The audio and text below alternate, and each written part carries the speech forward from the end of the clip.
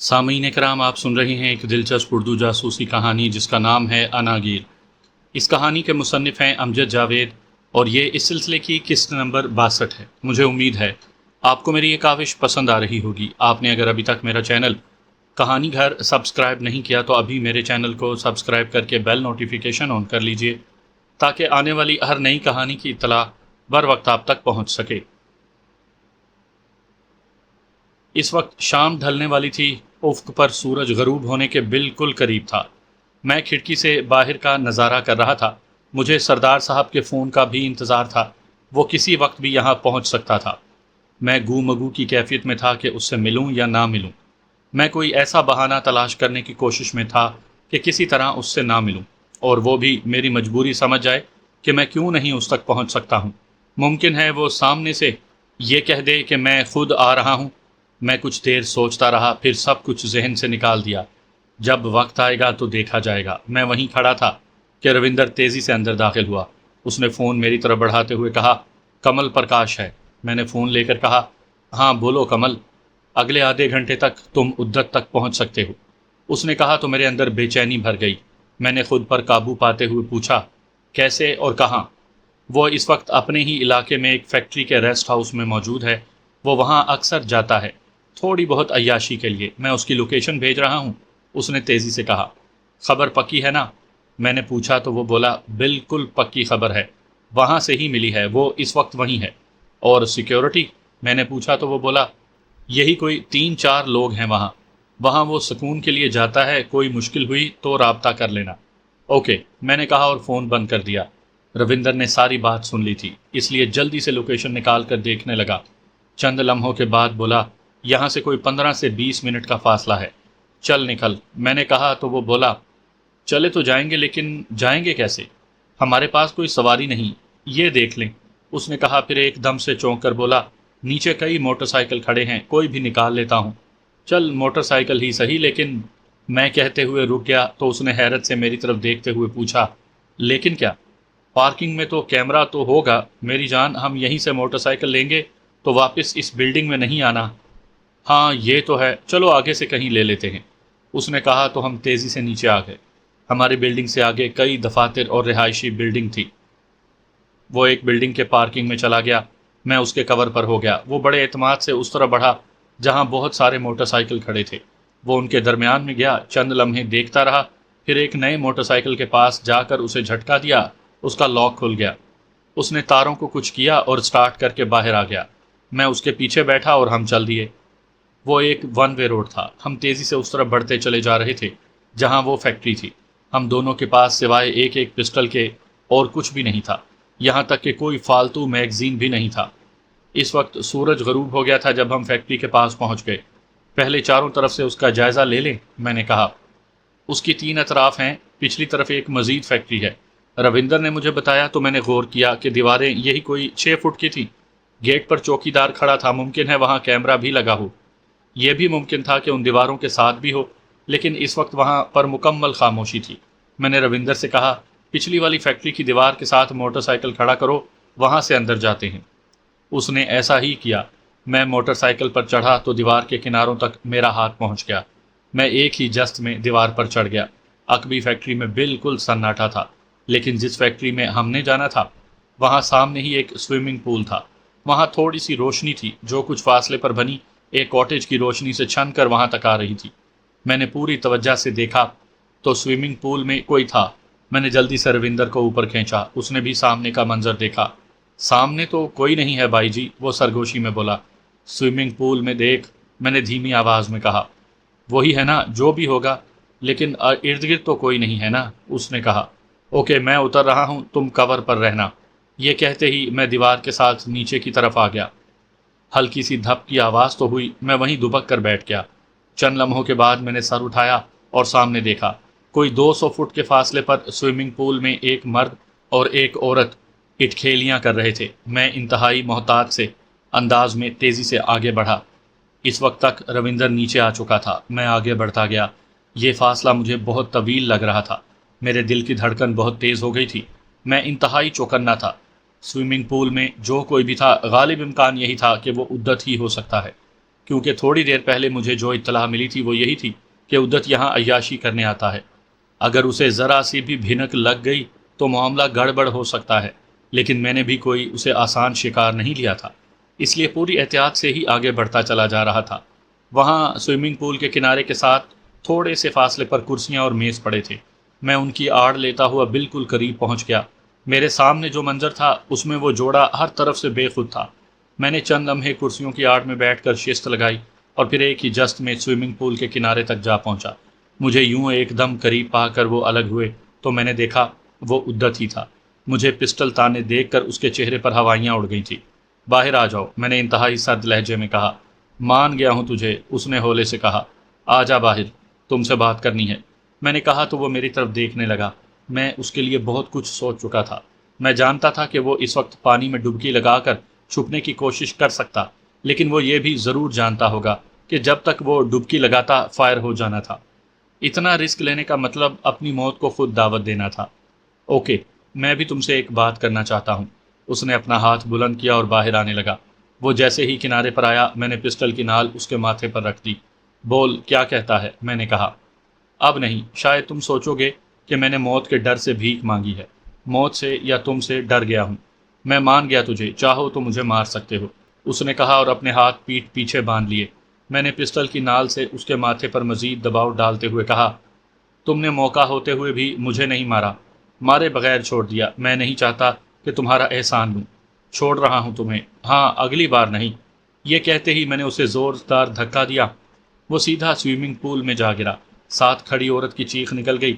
اب وہاں کھڑے رہنا یا لمحے کا 10واں حصہ بھی ٹکنا میری موت تھا۔ میں نے چھلانگ لگائی اور دیوار کی جانب بھاگا۔ روندر دیوار پر چڑھ رہا تھا، میں نے اسے سہارا دیا۔ وہ دیوار پر پہنچ گیا۔ میرا اس نے ہاتھ کھینچا تو میں بھی اوپر چڑھ گیا۔ اگلے ہی لمحے ہم دیوار کی دوسری جانب تھے۔ جب تک اس نے موٹر سائیکل سٹارٹ کیا میں پیچھے بیٹھ چکا تھا۔ کافی دور آ کر روندر نے مجھ سے انتہائی حیرت بھرے لہجے میں پوچھا، بھائی جی آپ نے اسے مارا کیوں نہیں؟ میں نے اس کا احسان لوٹا دیا ہے، اسے بدلہ دے دیا، اب نہیں چھوڑوں گا، میں نے پرسکون لہجے میں کہا۔ بھائی جی لکھوا لو مجھ سے، اب وہ ہاتھ نہیں آئے گا۔ نہ آئے یہ الگ بات ہے، وہ مجھے مار بھی دے تو کوئی دکھ نہیں، میں دشمن کا احسان نہیں رکھتا، میں نے کہا تو وہ خاموش ہو گیا۔ ہم ابھی راستے ہی میں تھے کہ سردار صاحب کا فون آ گیا۔ ارے کہاں ہو تم؟ اس نے تیز لہجے میں پوچھا۔ یہیں سڑکوں پر مٹر گشت کر رہا ہوں، میں نے کہا۔ میں پہنچ گیا ہوں چندی گڑھ، ابھی تمہیں بلاتا ہوں، اس نے کہا۔ ٹھیک ہے میں پہنچ جاؤں گا، میں نے کہا اور فون بند کر دیا۔ ہم نے موٹر سائیکل ایک ویران سی بلڈنگ میں کھڑا کیا اور پیدل چلتے ہوئے واپس اسی بلڈنگ کے اپارٹمنٹ میں آ گئے جہاں ہم ٹھہرے ہوئے تھے۔ مجھے لگا روندر کافی ناراض ہے، سو میں نے اس سے بات نہیں کی۔ کچھ دیر بعد وہ نیچے گیا اور کھانا لے کر آ گیا۔ ہم کھا چکے تو بھی اس نے مجھ سے بات نہیں کی۔ تبھی میں نے پوچھا، ناراض ہو؟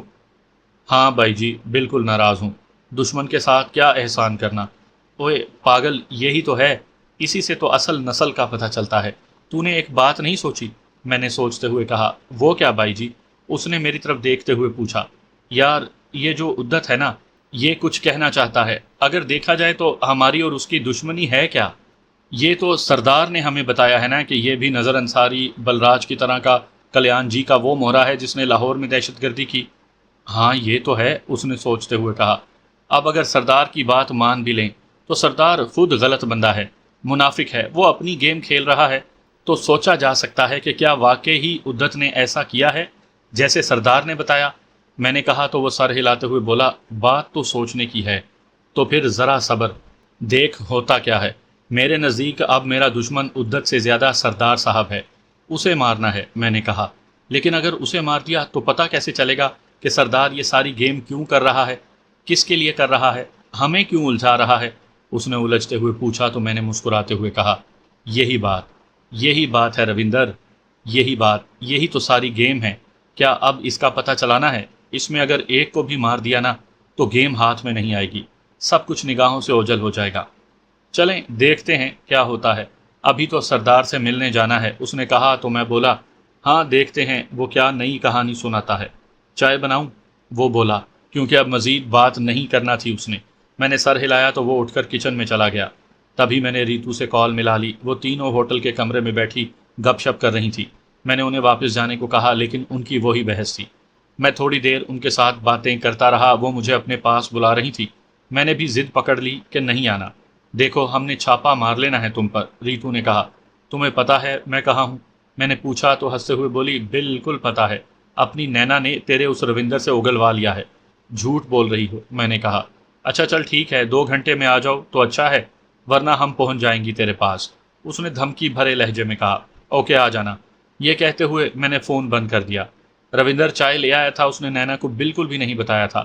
ہم یوں ہی باتیں کرتے ہوئے چائے پی رہے تھے کہ عدت کا فون آ گیا۔ میرے لبوں پر مسکراہٹ پھیل گئی۔ ہاں بولو، میں نے کہا تو وہ بڑے ٹھہرے ہوئے لہجے میں بولا، راجویر تم جو کوئی بھی ہو، مجھے تم نے متاثر کیا۔ اگر تم نے احسان نہیں لیا تو کوئی بات نہیں، لیکن میں اب تم پر ایک اور احسان کرنے جا رہا ہوں۔ تم چاہو بھی تو میرا یہ احسان رد نہیں کر سکتے۔ کیسا احسان؟ میں نے چونکتے ہوئے پوچھا۔ جس بندے نے تمہیں کچھ دیر بعد بلایا ہے نا ملنے کے لیے، مجھے بھی اسی بندے نے بلایا ہے۔ پتہ ہے کیوں؟ اس نے ڈرامائی انداز میں کہا۔ کیوں؟ میں نے پوچھا۔ تاکہ میں تمہیں مار سکوں، اس نے ایک دم سے کہا تو میں کافی حد تک سردار صاحب کی نیت کو سمجھ گیا۔ تبھی میں نے کہا، میں وہاں جاؤں گا اور تم مجھے مار دو گے؟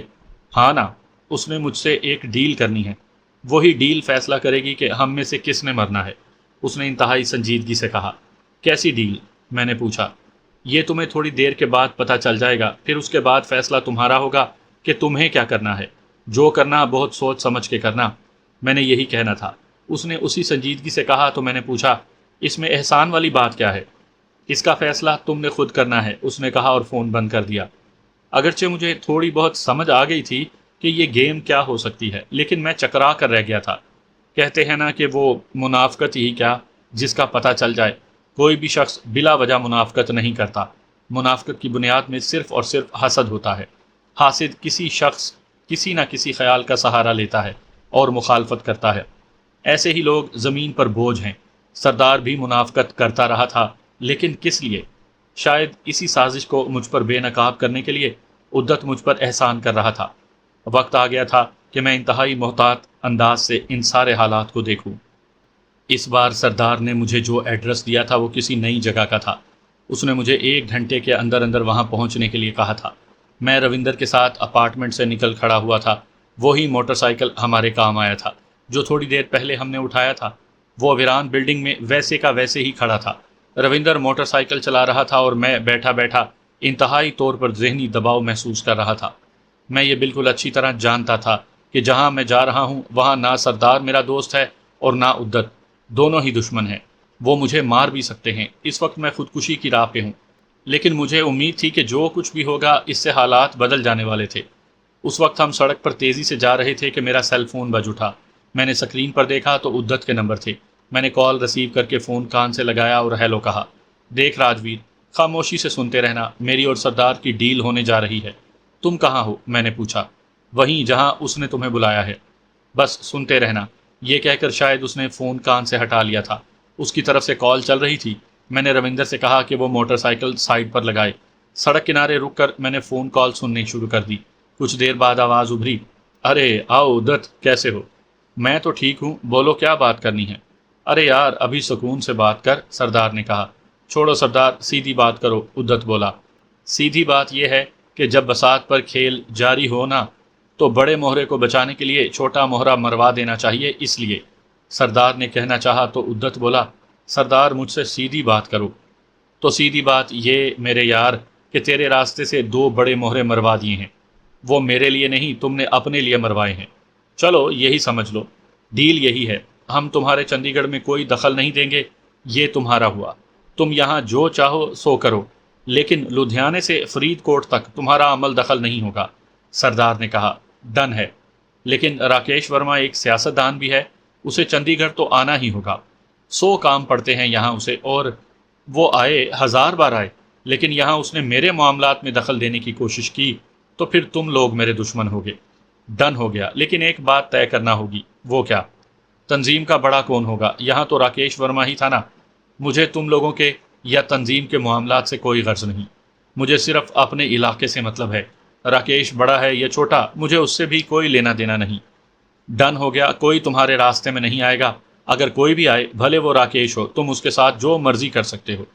اور وہ جو راجویر مجھ پر چھوڑا ہوا ہے تم نے، اس کا کیا کرنا ہے؟ اسے مار دوں یا واپس لے جانا ہے تم نے؟ اس کا تو مرنا ہی بنتا ہے، ابھی تھوڑی دیر بعد وہ میرے پاس آنے والا ہے، میں اسے تیری طرف بھیج دوں گا، ختم کر دینا اسے۔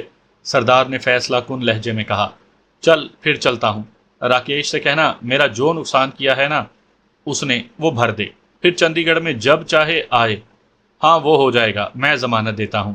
اوکے پھر بھیج اس راجویر کو۔ میں اسے بلاتا ہی نہیں ہوں، سیدھا تیری طرف بھیج دیتا ہوں، بولو کہاں بھیجوں؟ وہیں میری فیکٹری میں بھیج دے، اس نے کہا تو اس کے ساتھ ہی فون کال پر خاموشی چھا گئی۔ پھر کچھ لمحوں کے بعد کال ختم ہو گئی۔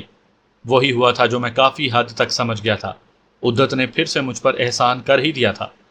بھائی جی خیریت ہے نا؟ روندر کی آواز پر میں چونکا۔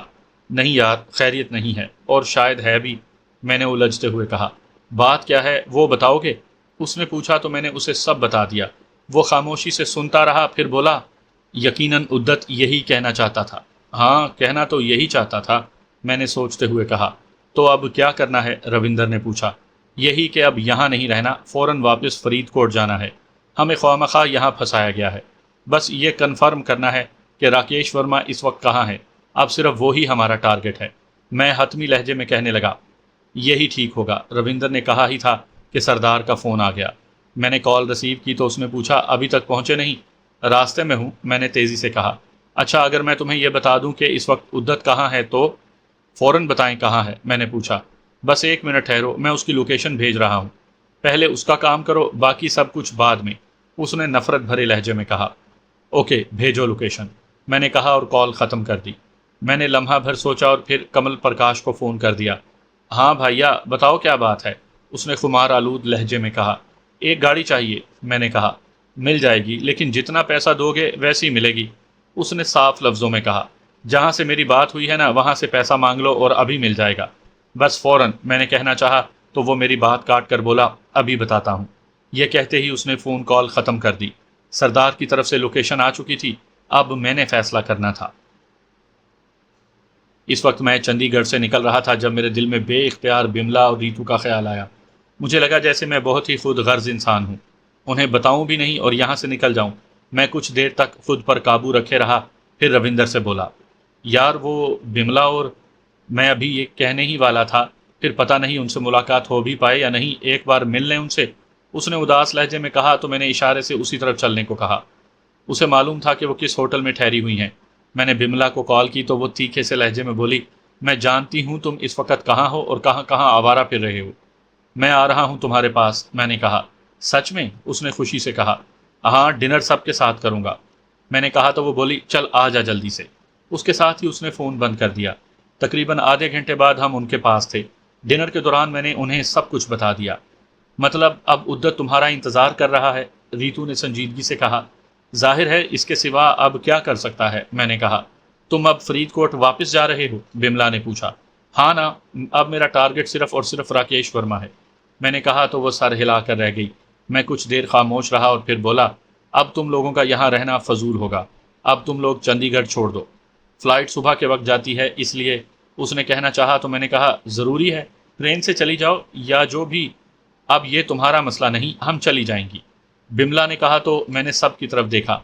نہ جانے میرے دل میں کیسا بوجھ تھا، یہ سب میرے لیے کتنے مخلص تھے، کیسا رشتہ ہے ان کے ساتھ، میری آنکھیں بھیگ گئیں۔ تبھی بملا نے آگے بڑھ کر مجھے سینے سے لگا لیا۔ دوسری طرف ریتو بھی میرے ساتھ لگ گئی۔ اچانک فون کی بیل نے مجھے اپنی طرف متوجہ کر لیا۔ دوسری طرف عدت تھا، سبھی میری طرف دیکھنے لگے۔ میں نے اسپیکر آن کیا اور کال ریسیو کرتے ہوئے کہا، ہاں بولو عدت، میرا احسان اب چکتا نہیں کرو گے؟ وہی تو کر رہا ہوں، میں تمہیں چھوڑ رہا ہوں، میں نے بے ساختہ کہا، حالانکہ یہ کوئی جواب نہیں تھا، مجھے خود اپنی بات کھوکھلی لگی تھی۔ چل ٹھیک ہے، تم مجھے چھوڑ رہے ہو تو میں تیری بات مان لیتا ہوں، مگر میری ایک بات یاد رکھ، وہ تجھے کبھی نہیں چھوڑیں گے۔ ہاں میں جانتا ہوں، میں نے دھیمے سے کہا۔ اب تم سمجھ چکے ہو، میں مروں یا تم، فائدہ ان دشمنوں ہی کا ہے، کیوں نہ ہم مل کر اپنے دشمنوں کو ختم کر دیں، اس نے آفر کی۔ ایسا کیسے ہوگا، میں نے پوچھا تو وہ بولا، میری مدد سے سب کچھ ہو جائے گا، اس کی وجہ ہے۔ کیا وجہ ہے، میں نے پوچھا۔ اگر میں نے انہیں ختم کیا تو جن کے لیے وہ کام کر رہے ہیں، جس کی یہ بغل بچہ تنظیم ہے، وہ مجھے کسی طور بھی نہیں چھوڑیں گے، لیکن اگر انہیں کوئی دوسرا مار جاتا ہے تو، یہ کہتے ہوئے اس نے اپنی بات ادھوری چھوڑ دی۔ وہی گیم جو وہ تیرے ساتھ کھیلنا چاہتے ہیں، وہی ان پر پلٹ دی جائے، میں نے پرسکون انداز میں کہا تو وہ بولا، بالکل وہی، پھر تنظیم کا جو بڑا ہوگا وہ بہت کچھ کر سکتا ہے۔ اوکے ہو گیا، تیرے احسان کا بدلہ چکتا ہو جائے گا، میں نے کہا تو اس نے ایک دم سے کہا لگا دیا، پھر بولا، جب چاہو مجھ سے مدد کے لیے کہہ سکتے ہو۔ راکیش ورما کہاں ہے؟ میں نے پوچھا۔ اس وقت وہ فرید کوٹ میں ہے، اس تک پہنچا سکتا ہوں۔ پہنچا دو، میں نے حتمی انداز میں کہا تو وہ بولا، صبح اس نے لدھیانے آنا ہے اسی سردار سے ملنے، شاید میں بھی وہاں پر جاؤں۔ اوکے ہو گیا، میں نے کہا، باقی میں بتاتا رہوں گا، اس نے کہا اور فون بند کر دیا۔ میں تمہارے ساتھ جاؤں گی، ریتو نے ایک دم سے کہا۔ غلط، بالکل غلط، تم لوگ مجھ سے وعدہ کر چکی ہو، میں نے سختی سے کہا تو اس نے مجھے گھور کر دیکھا۔ تھوڑی سی بحث کے بعد وہ مان گئی۔ میں اور روندر کچھ دیر مزید ان کے ساتھ رہے، پھر ہوٹل سے نکلتے چلے گئے۔ اس وقت صبح کی نیلگوں روشنی پھیل چکی تھی جب ہم فرید کوٹ کے نواح میں پہنچ گئے۔ وہاں ایک ڈھابا نما ہوٹل تھا، ہم نے وہیں تھوڑی دیر ٹھہرنے کا فیصلہ کیا۔ 4 گھنٹے کے مسلسل سفر سے میں اکتا گیا تھا۔ وہاں فریش ہو کر ہم نے ڈٹ کر ناشتہ کیا۔ جس وقت ہم وہاں سے نکلنے لگے تو عدت کا فون آ گیا۔ بولو، کہاں شکار کرنا چاہو گے، فرید کوٹ میں یا لدھیانے میں؟ جہاں آسانی سے شکار ہو جائے، میں نے کہا۔ تو پھر نکلو، وہ تم سے 4 گھنٹے کے فاصلے پر ہے۔ وہ فرید کوٹ سے نکل چکا ہے، میرے خیال میں تم اسے لدھیانے کے آس پاس پکڑ سکو گے، اس نے تیزی سے کہا۔ چل ٹھیک ہے، میں نے کہا تو اس نے کال بند کر دی۔ میں نے روندر کو بتایا تو اس نے کہا، راستہ تو یہی ہے، اب جو کہو یہیں پکڑتے ہیں، تم یہ بتاؤ کہ وہ کہیں رک سکتا ہے یہاں؟ میں نے پوچھا تو اس نے تیزی سے کہا، یہ جو کوٹ کپورا روڈ جہاں سے آ کر ملتا ہے وہاں پر ٹول اسٹیشن ہے، وہاں سبھی گاڑیاں رکتی ہیں، چل پھر وہاں فوری چل، میں نے کہا اور گاڑی کی جانب بڑھا۔ فرید کوٹ شہر کی طرف سے ایک سڑک آ رہی تھی، دوسری بائی پاس روڈ تھا جہاں یہ دونوں آ کر ملتی تھی، وہاں سے تھوڑا سا آگے ایک ٹول اسٹیشن تھا۔ اگلے 10 منٹ تک ہم ٹول اسٹیشن تک جا پہنچے۔ ہمارا رخ فرید کوٹ جانے کی طرف تھا، سو ہم نے ٹول ادا کیا اور گاڑی تھوڑے فاصلے پر روک دی۔ میں نے اتر کر دیکھا، وہاں چند گاڑیاں تھیں جو ٹول ادا کرنے کے لیے قطار میں لگی تھی۔ ایک بندہ کیبن میں بیٹھا ہوا تھا۔ تھوڑے سے فاصلے پر ٹول لینے والوں کی رہائش تھی، اس لیے وہاں صبح صبح کوئی آدمی نہیں تھا۔ ہاں، 2-4 بھکاری ضرور موجود تھے۔ ہم ایسی جگہ آگے جہاں سے ہمیں یہ کنفرم ہو جاتا کہ فرید کوٹ سے آنے والا راکیش ورما کس گاڑی میں ہے۔ میں نے ہر طرف سے اپنی توجہ ہٹا لی تھی، یہاں تک کہ فون کو بھی خاموشی پر لگا دیا کہ کہیں اچانک میری توجہ نہ بٹ جائے۔ میں نے چاروں طرف دیکھا، فوری طور پر وہاں سے کوئی رد عمل نہیں ہونے والا تھا۔ صرف ایک خطرہ تھا کہ وہاں اگر کیمرے ہوئے تو ہم اس میں آ جائیں گے، لیکن یہ رسک تو لینا تھا، اس کے بغیر میں کچھ بھی نہیں کر سکتا تھا۔ سڑک کے دونوں اطراف بے آباد زمینیں تھیں، لاشعوری طور پر فرار کا ہر راستہ میری نگاہ میں تھا۔ ہمیں وہاں زیادہ دیر نہیں کھڑا رہنا پڑا۔ اگلے 5 منٹ میں روندر نے سرسراتے ہوئے کہا، وہ سیاہ گاڑی میں پیسنجر سیٹ پر راکیش ورما۔ اتنا سننا تھا کہ میں نے دیکھا ایک سیاہ رنگ کی گاڑی قطار میں آ کر لگ گئی تھی۔ میں دھیمے قدموں سے آگے بڑھا تو روندر پیچھے ہٹ گیا۔ میں لاپرواہانہ انداز میں آگے بڑھا اور اس گاڑی کے قریب ہوتا چلا گیا۔ میں نے سیفٹی کیچ ہٹا کر پسٹل ہاتھ میں یوں لیا ہوا تھا کہ اس پر کپڑا تھا۔ میں نے دیکھا راکیش ورما پورے کروفر سے پیسنجر سیٹ پر بیٹھا تھا، اس کے پیچھے 2 لوگ بیٹھے تھے۔ میرے پاس آدھے منٹ سے بھی کم وقت تھا۔ اگلی دونوں گاڑیاں نکل چکی تھی۔ سیاہ گاڑی کا شیشہ کھلا، ڈرائیور نے ٹول دینا تھا۔ میں پیسنجر سیٹ والی طرف بڑھا، ایک ہاتھ سے گیٹ کھولا اور پسٹل سے فائر کر دیا۔ جس وقت تک پیچھے بیٹھے گارڈز کو احساس ہوا میں راکیش ورما کے ماتھے پر چھید کر چکا تھا، میرے لیے ان گارڈز کو مارنے سے زیادہ یہ اہم تھا کہ میں وہاں سے غائب ہو جاؤں۔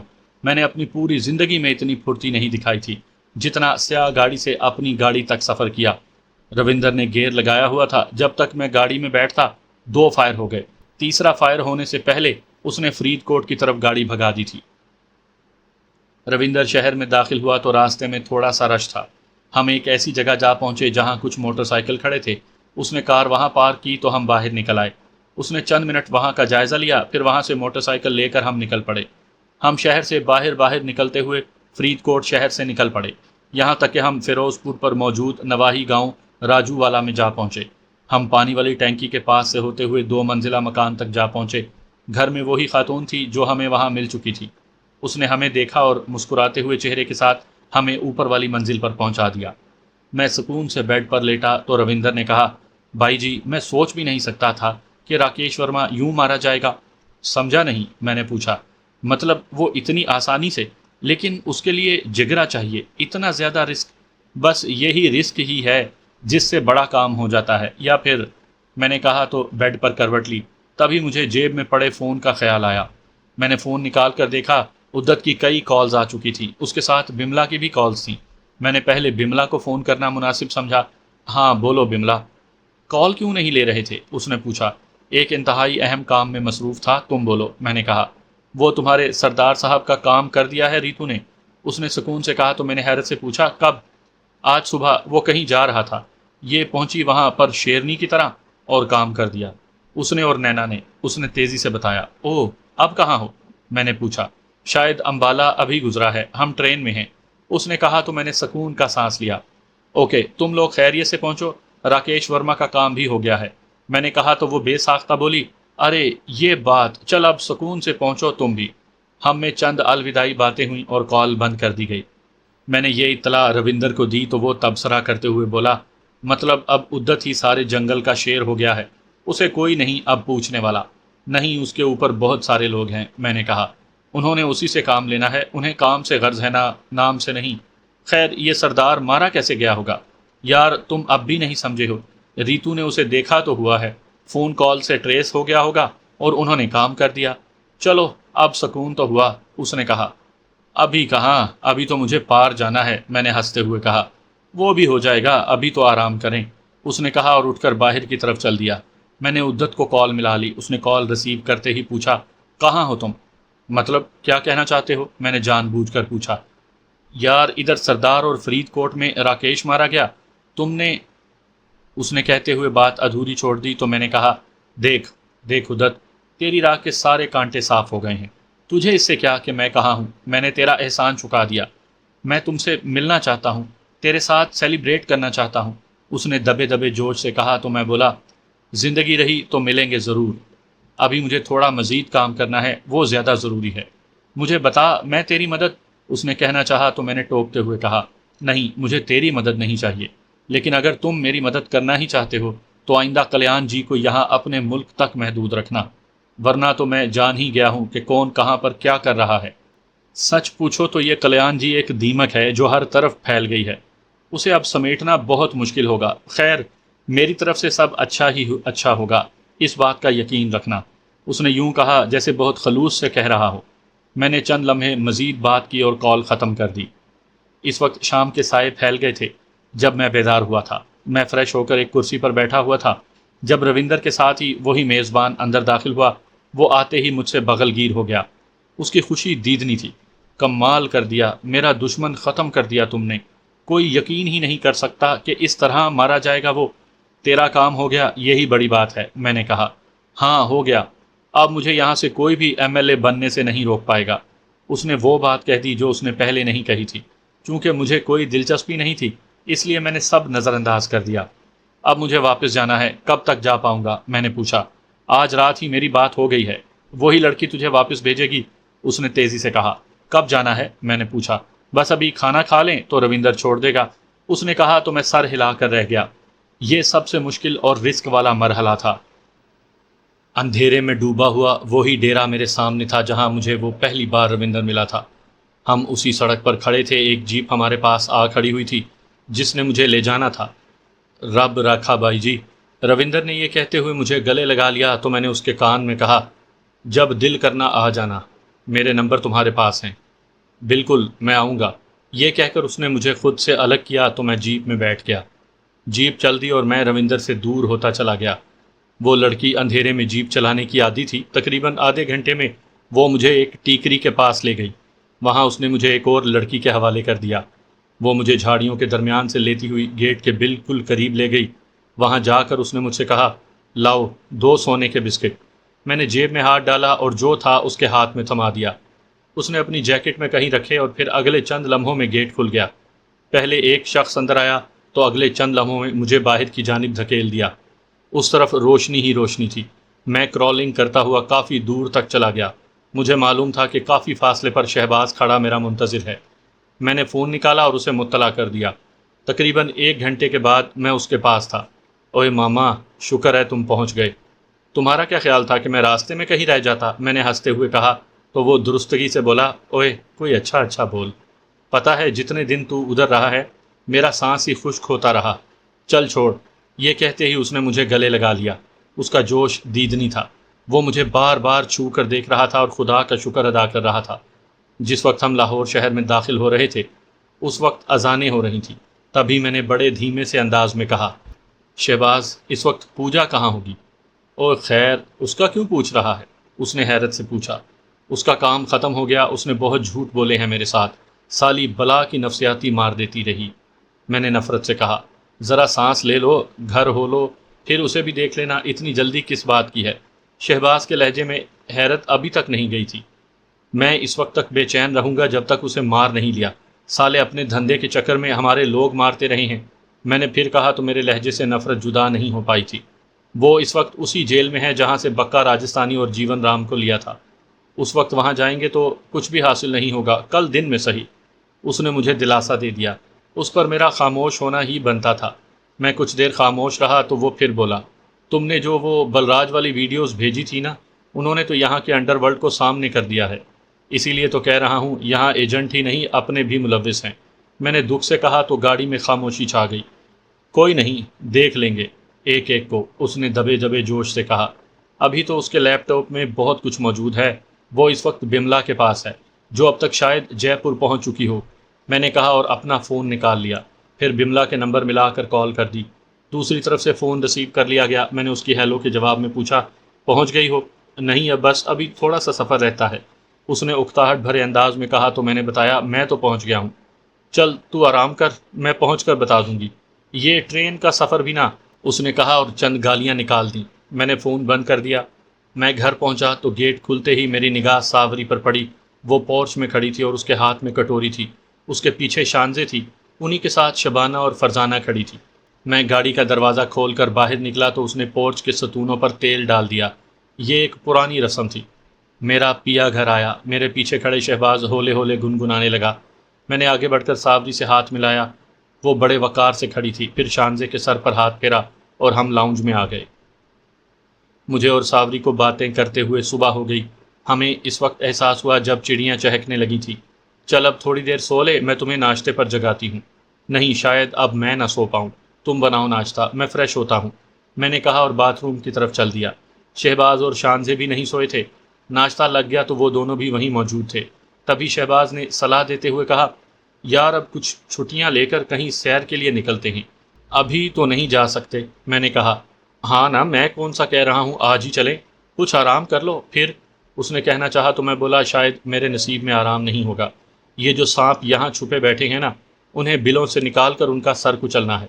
मैंने दांत पीसते हुए कहा तो वो कहा लगा कर बोला, ओए जाने मामा, किस चक्कर में पड़ा है?